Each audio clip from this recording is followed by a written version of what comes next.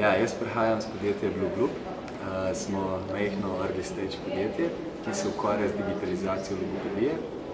Imamo en tak lušten app, s tem smo začeli. To je aplikacija, v kateri otroci posnemajo otroke.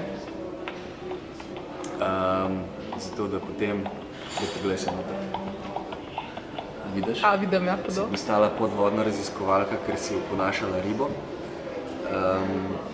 Prijavili smo se na P2, zato da bi omogočili razvoj produkta, oziroma imeli smo neke MVP-je narejene, ampak s P2 nam je uspelo preživeti poletne mesece, lansirati zadevo na trg, dobiti prve prihodke v resnici.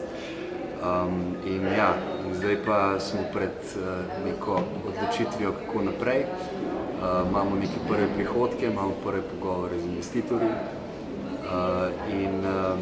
Se zdaj prijavljate na jesenski razpis za SK75? Zdaj gremo na SK75, bomo še videli, kaj bo, ampak ja, če bomo dobili SK75, bojo naši naslednji meseci lažji, bomo lahko še bolj stestirali trg, razvili platformo, ki jo delamo za logopede po celem svetu, razvili to zadevo naprej. V naslednjih mesecih bomo iskali investitorja in SK75 je v resnici najlepši način, da bomo še naprej lahko funkcionirali kot ekipa. Ekipa je zdaj zalaufala in si ne moramo privoščiti nekaj mesečnega upada. Šlo bo za plačo, šlo bo za razvoj, šlo bo tudi za marketing in tako naprej. Da bomo lahko naprej delali, vsaj še pol leta nam to omogoča testiranje trga. In v tem času aktivno iskali investitorja, ne? Tako je. Ja.